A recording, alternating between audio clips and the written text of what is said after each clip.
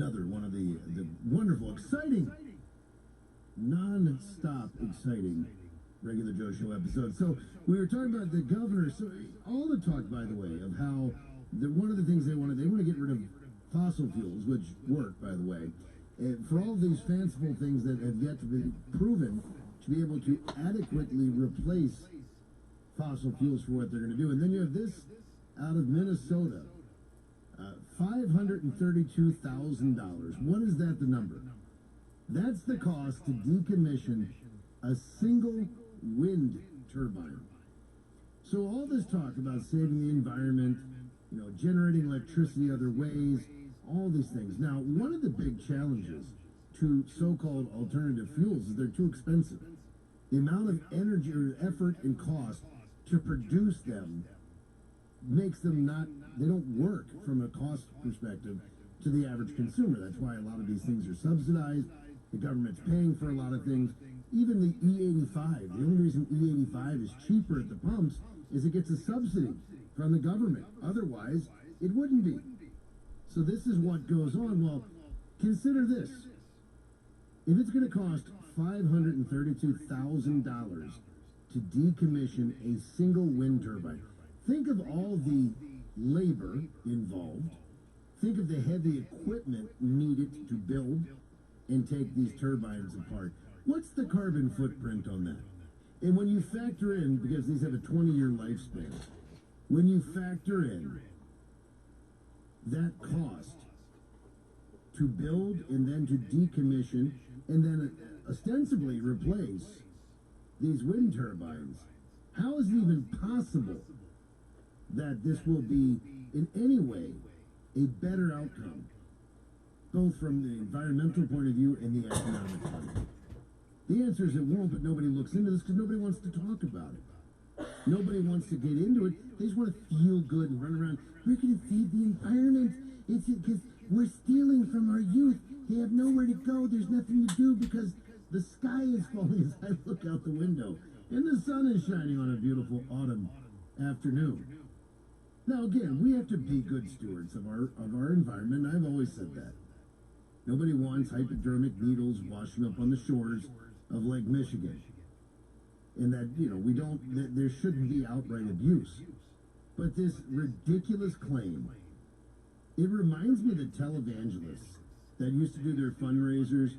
If you don't give me $100,000, the Lord is going to take me away. He's going to call me home if I don't have this money by Friday, 3 p.m. Eastern in my offshore account. And people would give them the money most of the time. And I've been saved, the Lord thanks you. And so does my wife as we travel. But it's the same kind of thing with these environmentals. We only got 10 years. It's all going to end in 10 years. It's done. We're almost through. If we don't do something, the 10-year mark comes. And in this case, the televangelist, a couple times it didn't work. And they said, well, he's given me longer. We've extended the time. You have a couple of these other, end of the world people. Oh, the world's going to end in 2012. Well, I meant 13. I meant 14. Well, we get to these 10-year marks and all these people. I mean, Al Gore's been saying it for 30 years. 10 years, 10 years, 10 years. Nothing happens. And then what do they say? Well, it's coming. It's going to do it. And eventually the world may end. Whatever, 1,000 years from now, whatever the number is. You think one of them is going to say, I told you. I said this was coming. I knew it was going to happen. Well, my great-great-great-great-great-grandfather was the first one that said it was going to happen in 10 years, but I was the one that was right. I said in 10 years and it happened in my lifetime. I mean, there's an absurdity in that people take it seriously. That's what really worries me about it, is there's people that walk around, young people that walk around really concerned that something's about to happen. Like the movie, wasn't it 2012? What's the one? I don't know if are you a big movie person? What's the one where, I think it's Jake Gyllenhaal, I can't say that guy's name, but it's one of these end of the world films. The 2012 is the one, that's the one where they build the ships and to save humanity, and it's all the elite rich people. There's another one, and one of the stark scenes is that within 10 hours, they go from it being very hot to sub-zero in New York City, and there's they have a tsunami, so there's a barge going down Fifth Avenue or whatever it is in New York. I can't recall the name of the film, but that, you know, people keep thinking this is going to happen. And this isn't going to happen. This isn't happening. This has never happened, and it's not about to happen either. And this idea that there's, well, you know, as the governor is trying to portray, well, this is just common sense. You know, this is, he says not only is climate change real, but also it's an immediate threat to the state, our economy, our way of life, and our future of all generations of Wisconsinites. That's kind of lofty for the scarecrow to put out there. The fact of the matter is, you want to know what will hurt our economy more than anything? Twofold. One, all the regulations and taxes, hidden and overt, that will come through this commission. And I'm going to tell you something, I've said it before, and I bear saying again. The fewer children we have, the more that's going to hurt our economy. We need to produce, and we need a means to produce. And that goes down, at the end of the day, the most fundamental building block of a successful economy are people. Children in intact families, ideally, but people. It's simple economics. The more people, the more we make, the more we sell, the more we need to produce, therefore more people have jobs. It's a win-win for everybody. What the governor's pushing is the antithesis of that. And by the way, that number, that 532,000, this is a study out of Minnesota where this particular organization is looking at it. But that's not just in Minnesota. Drive around Wisconsin, we have wind turbines. There's been problems with that as well. But this is going to be a cost. And of course, what's 2050? There's a 20-year lifespan on these turbines. He doesn't care. Where's he going to be in 20 years? Hopefully not around here too much, but I'll leave it at that. But this is, again, it's the typical way of the left. Big promises, no delivery, lots of razzle-dazzle with no substance whatsoever. And that's what you're dealing with this. But again, watch what they do.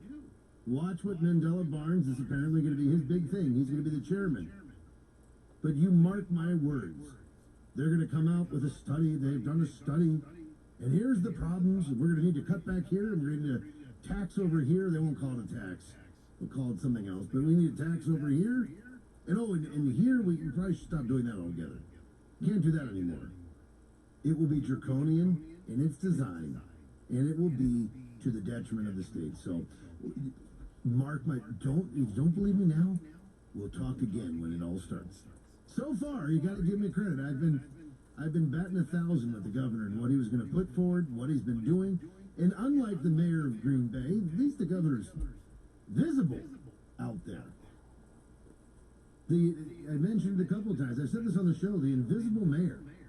There's to find Mayor Genrich. And apparently, I struck a few nerves with some people that are fans of the mayor when I said this. Here's my reason for saying it. I was just thinking, as I do, as I say self, what are we going to talk about and what's going on around our town?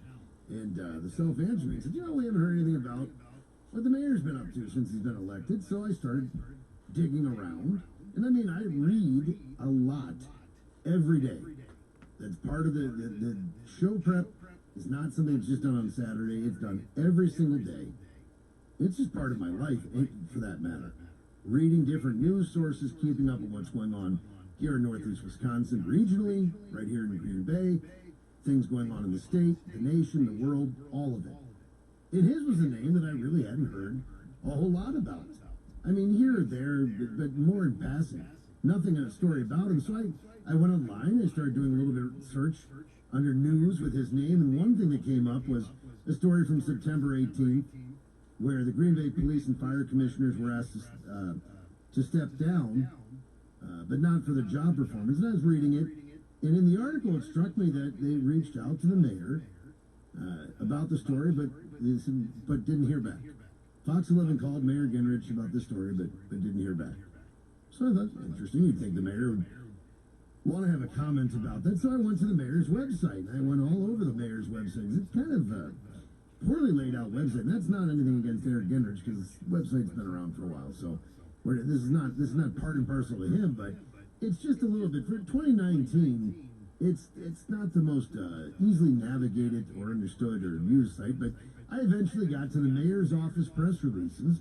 There's one from the 14th about Hotel Northland receiving a historic restoration award. Awesome, wonderful. He declared Indigenous Peoples Day. Yoo-hoo! I was excited. I don't know about you. There was an improvement project of nature areas going on, and then something about website personalization now available. So there's 4 press releases in this area, dating back to March 1st. I don't have a point of reference in the sense that I didn't count the previous mayor's press releases. I don't even know if I can get to them online at this point. But when Jim Schmidt was mayor, like him or dislike him, you heard about him, heard from him quite often. You knew what was going on in the city. He was always out and about. He had a very public schedule, quite a bit, out pressing the flesh, as they say, which was good. I mean, there's a good, positive image. I couldn't find anything like that, so I started digging even more. And I looked at now, Mayor Genrich has been kind enough to set up 1 hour a week every, I think it's Thursday. He sets up an hour that constituents can come by to talk to him. It's community office hour. So I looked at his October schedule, and I mean, it says community schedule, so I'm assuming this is his public schedule. Those Thursdays, the 3rd, the 10th, the 17th, 24th, and the 31st are there. And then there's one other thing on the schedule for Monday the 28th, which is the budget community engagement sessions. Make brief presentation on the 2020 budget. Members of the staff will be available for questions and comments. I thought that was interesting. The members of the staff will be available, not the mayor. It's interesting to me that in a small town like Green Bay, that's used to having easy access and hearing from, knowing what's going on, and for somebody that in part ran on transparency, being a mayor of the people, he's not really public about what he's doing. I mean, 4 press releases since March, really none of, the Indigenous Persons Day is probably the most substantive of one. Even though I don't agree with the particular declaration, but still, there's that. So you have a mayor that's gone basically under the radar. Doesn't engage directly. I mean, his staff will talk to you about the budget. He will make a brief presentation. Just makes me wonder what's going on in the mayor's office and why. I mean, everybody's different. I mean, certainly there's no die that was cast that you had to be this way or that way. But it doesn't strike me as someone that's being transparent. Generally speaking, when a politician doesn't do a lot of public engagement and so forth, that's usually actually when I start to worry even more. Because it makes me wonder, well, what are they doing behind the scenes? What are they pushing? What are they trying to get done that they don't want us to see? And I think it's a valid question. I'd love to be able to have an answer, but yeah, the mayor hasn't been willing to come on. I don't know why. I would be very fair. I'm very even-keeled. I mean, I certainly don't agree with, and I know the mayor of Green Bay is supposed to be a nonpartisan position, but given his past work with the pant load in his own elected history, we know where he is on the political spectrum, and I imagine that has a lot to do with why he's not doing a lot publicly. So my challenge, and I know there's plenty of people listening, if not Eric himself, but many that know him, that have access to him, I would challenge him to come on here and tell us, let that be a community engagement session. I'll give you 30 minutes on the air if you want. You want a whole hour, I'll give you a whole hour to come on, but I want actual facts. And, what are you working on? There's always been these broad, everybody that run, well, we're gonna improve infrastructure. What does that even mean? Let's talk about the coal pile and what's going on there and why things are, there's talk of doing a study. Why are we going to do another study? They already did a study. It's been done. What's really behind what's holding up any decisions there? Let's get into the nitty-gritty of what you guys are really doing with the money that you collect in taxes and how are you serving the people. I think you have an obligation, particularly if you're going to claim to be transparent, I want to see a little transparency. And I don't, I mean, he just did a sit down. I did catch, this was new from when I first did my research to today. I saw that he sat down, was it with, on Fox 11, who'd he go to? CBS, so Channel 5. He was on Channel 5 apparently this past, one day this past week, and I just saw that article this morning. Didn't get a chance to watch the segment, but I will, and I'll bring you if there's any good sound from it. But I just think it's kind of an interesting situation that we're facing, where you have a mayor of a very prominent city, third largest city in the state, but one that is, you know, it's got a small town feel to it, where we're used to hearing and seeing the mayor out and about, engaging the people, talking about what he's trying to accomplish, showing us what he's accomplishing, and so far we've seen none of that. As a matter of fact, I would say based on at least what they're making public on their website, he wants none of that. Even to the fact that he won't be the one that will answer questions on the budget proposal. That also begs another question for me, which is, if he's not the one answering the questions, and his staff is this a circumstance where he doesn't really know what it is he's presenting? Possibly. I don't know. This is just a theory, but is he a puppet in some way that's why they keep him out of the public eye? Don't want him to go Biden on us and start saying crazy stuff? I don't know. But it'd be great to find out. You're welcome anytime, Mayor Genrich. You want to come on? We'll do it. TAQ News Talk Sports.